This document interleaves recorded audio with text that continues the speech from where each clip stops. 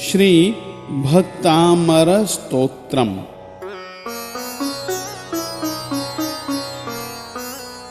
भक्तामर प्रणतमौलिमणि प्रभाना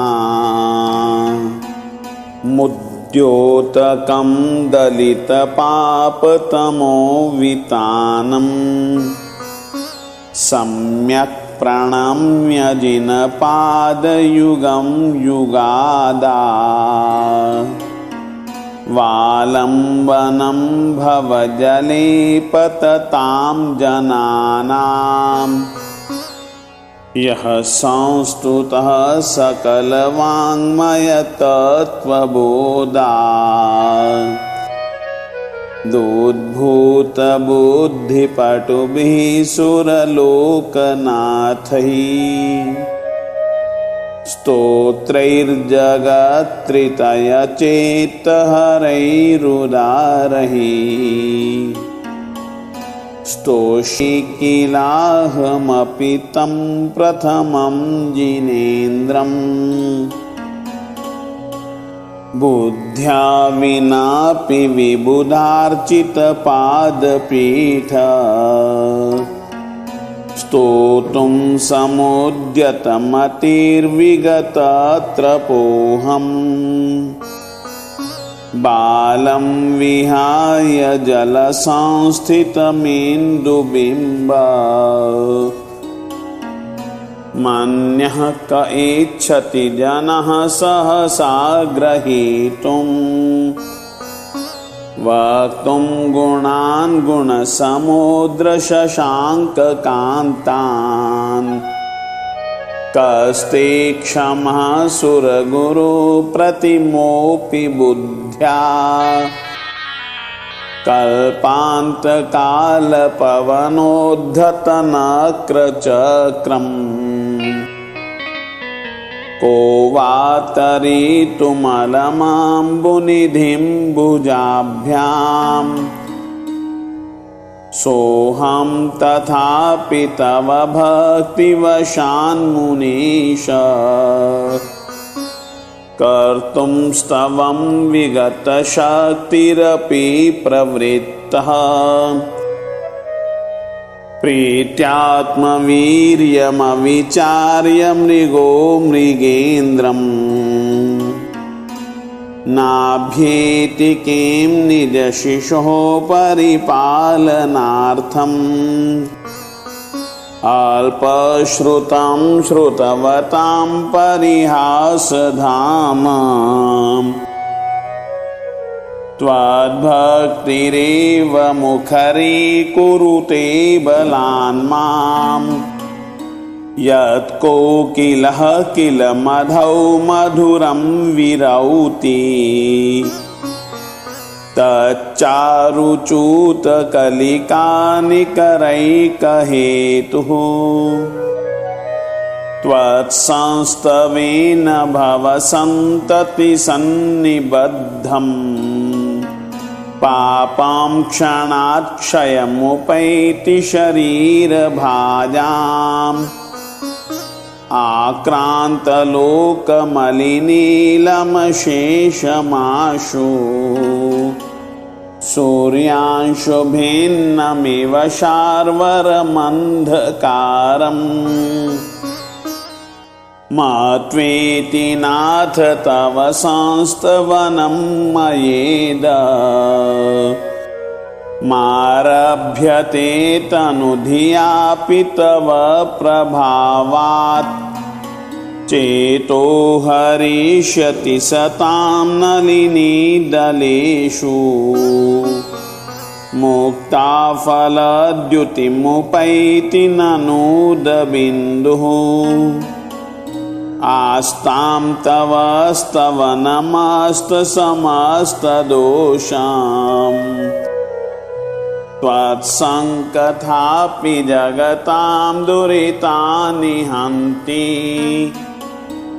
दूरे सहस्रकिरणः कुरुते प्रभैव पद्माकरेषु जलजानि विकाशभाञ्जी नात्यद्भुतं भुवनभूषण भूतनाथ भूतैर्गुणैर्भुवि भवन्तमभीष्टुवन्तः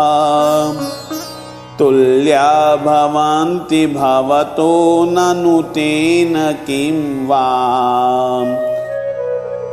भूत्याश्रितं य इह नात्मसमं करोति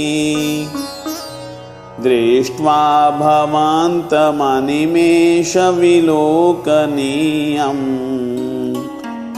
नान्यत्र तोषमुपयाति जनस्य चक्षुः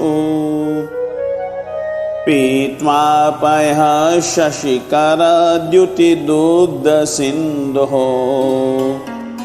क्षारं जलं जलनिधेरशितुं क इच्छेत् यहि शान्तरागरुचिभिः परमाणुभिस्त्वम् निर्मापितस्त्रिभुवनैकललामभूत तावन्त एव खलु ते प्रणवः पृथिव्याम् यत्ते समानमपरं न हि रूपमस्ति वक्त्रं क्व ते सुरनरोरगनेत्रहारी निःशेषनिर्जितजगत्त्रितयोपमानम् बिम्बं कलङ्कमलिनं क्व निशाकरस्य यद्वासरे भवति पाण्डुपलाशकल्पम् सम्पूर्णमण्डलशशाङ्ककलाकलाप शुभ्रागुणास्त्रिभुवनं तव लङ्घयन्ति ये संश्रितास्त्रिजगदीश्वरनाथमेकाम् कस्तान्निवारयति सञ्चरतो यथेष्टम् चैत्रं किमत्र यदि ते त्रिदशाङ्गनाभिर्नीतं मनागपि मनो न विकारमार्गम् कल्पान्तकालमरुताचलिताचलेन किं मन्दराद्रिशिखरं चलितं कदाचित् निर्धूमवर्तिरपवर्जिततैलपूरः कृत्स्नं जगत्त्रयमिदं प्रकटीकरोषि गम्यो न जातुमरुतां चलिताचलानां दीपोपरस्त्वमसि नाथ जगत्प्रकाशः नास्तं कदाचिदुपयासि न राहुगम्यः स्पष्टीकरोषि सहसा युगपज्जगन्ति नाम्भोदरोदरनिरोद्धमहाप्रभावः सूर्यातिशायि महिमासि मुनीन्द्रलोके नित्योदयं दलितमोहमहान्धकारम् गाम्यां न राहुवदनस्य न वारिदानां विभ्राजते तव मुखाब्जमनल्पकान्ति विद्योतयज्जगदपूर्वशशाङ्कबिम्बम् किं शर्वरीषु शशिनान्निविवस्वता वा युष्मन्मुखेन्दुदलितेषु तमस्सु नाथ निष्पन्नशालिवनशालिनि जीवलोके कार्यां कियज्जलधरैर्जलभारनम्रहि ज्ञानं यथा त्वयि विभाति कृतावकाशम्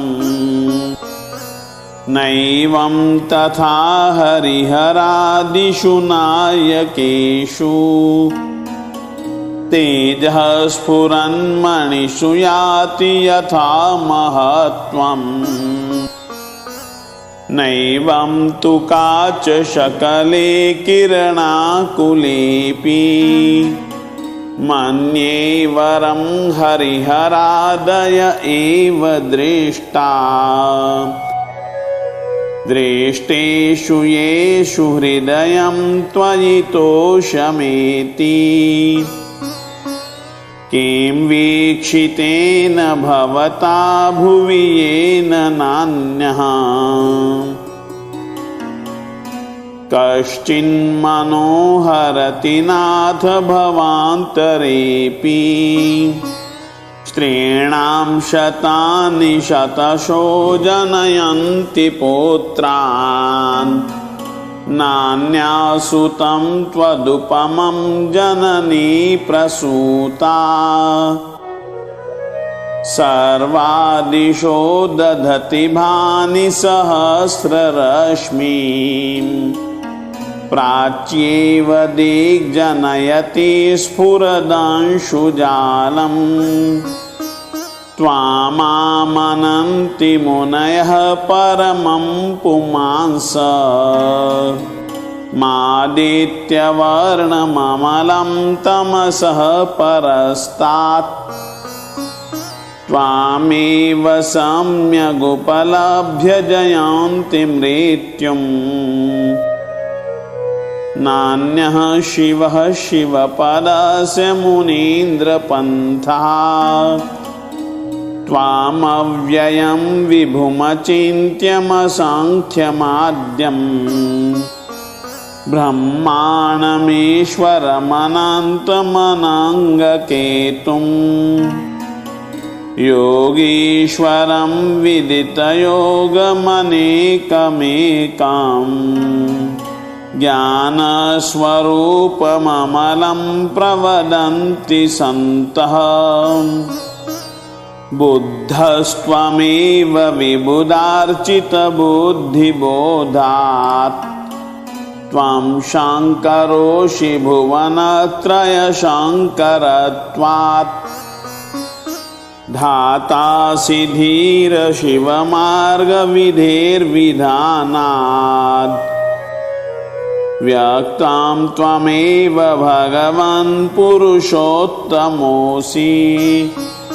तोभ्यां नमस्त्रिभुवनार्तिहराय नाथ तोभ्यां नमः क्षितितलामलभूषणाय तोभ्यां नमस्त्रिजगतः परमेश्वराय तोभ्यां नमो जिनभवोदधिशोषणाय को विस्मयोऽत्र यदि नाम गुणैरशेषैस्त्वं संसृतो निरवकाशतया मुनीश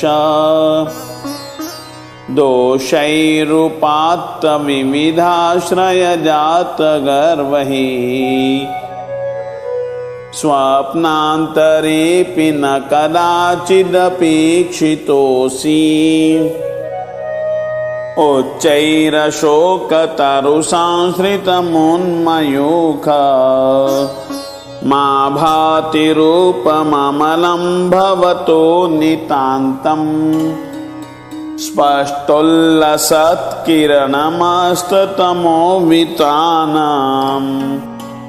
बिम्बं रवेरिव पयोदरपार्श्ववर्ती सिंहासने मणिमयूखशिखा विचित्रे विभ्राजते तव वपुः कनकावदातं बिम्बं वियद्विलसदंशुलतावितानम् तुङ्गोदयादृशिरसीव सहस्ररश्मिः कुन्दावदात्तचलचामरचारुशोभम् विभ्राजते तव वपुः कलधौतकान्तम् ओद्यच्छशाङ्कशुचिनिर्झरवारिधार मोचैस्तटं सुरगिरेरिव शातकौम्भम् छत्रत्रयं तव विभाति शशाङ्ककान्त मोच्चैः स्थितं स्थगितभानुकरप्रतापम् मुक्ताफलप्रकरजालविवृद्धशोभाम् प्रख्यापयत्रिजगतः परमेश्वरत्वम् उन्निद्रहेमनवपङ्कजपुञ्जकान्ति पर्युल्लसन्नखमयोखशिखाभिरामौ पादौ पदानि तव यत्र जिनेन्द्रदत्तः पद्मानि तत्र विबुधः परिकल्पयन्ति इत्थं यथा तव विभूतिरभूज्जिनेन्द्र धर्मोपदेशनविधौ न तथा परस्य यादृक्प्रभादिनकृतः प्रहतान्धकारा तादृक्कुतो ग्रहगणस्य विकाशिनोऽपि श्चोतन्मदाविलविलोलकपोलमूल मत्तभ्रमद्भ्रमरनादविवृद्धकोपम् ऐरावताभमिभमोद्धतमापतान्तम् दृष्ट्वा भयं भवति नो भवदाश्रितानां भिन्नेभकुम्भगलदोज्ज्वलशोणिताक्त मुक्ताफलप्रकरभूषितभूमिभागः बद्धक्रमः क्रमगतं हरिणाधिपोऽपि नाक्रामति क्रमयुगाचलसंश्रितं ते कल्पान्तकालपवनोद्धतवह्निकल्पम् दावानलं ज्वलितमुज्ज्वलमोत्फुलिङ्गम्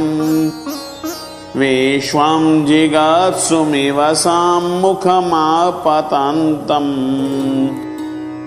त्वन्नामकीर्तनजलं शमयत्यशेषम् रक्ते क्षणं समदकोकिलकण्ठनीलाम् क्रोधोद्धतं फणिनमोत्फणमापतन्तम् आक्रामति क्रमयुगेन निरस्तशङ्कास् त्वन्नामनागदमनी हृदि यस्य पुंसः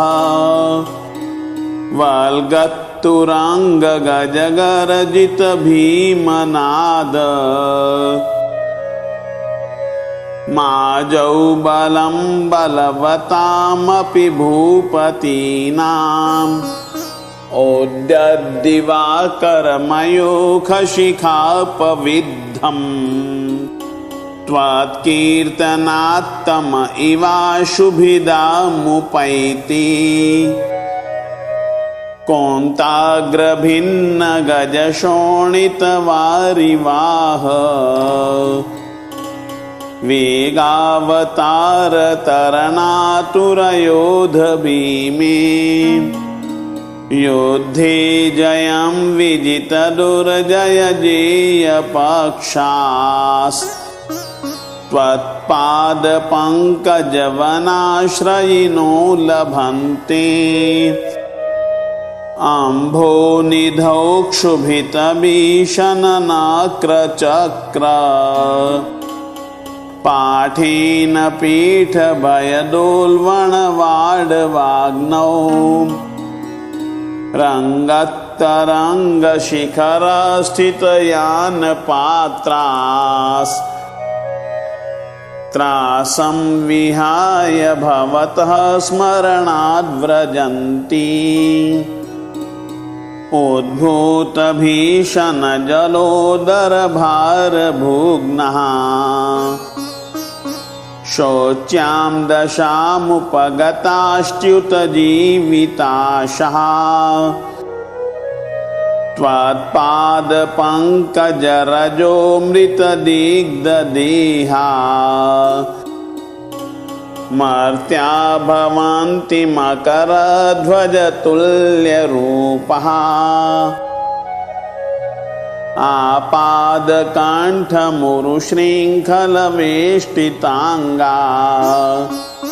गाढं बृहन्निगडकोटिनिघृष्टजङ्घः त्वन्नाममन्त्रमनिशं मनुजः स्मरन्तः सद्यः स्वयं विगतबन्धभया भवन्ति मत्तद्विपेन्द्रमृगराजदवानलाहि सङ्ग्रामवारिधिमहोदरबन्धनोत्थं तस्यासुनाशमुपयाति भयं भियेव यस्तावकं स्तवमिमं मतिमानधीते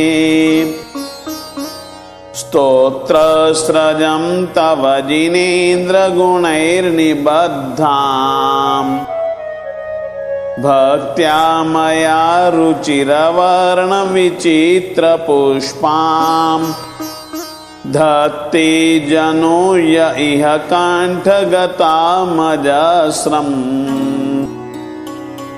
तं मानतुङ्गमवशासमुपैति लक्ष्मीः तं मानतुङ्गमवशासमुपैति लक्ष्मीः तं मानतुङ्गमवशासमुपैति लक्ष्मीः।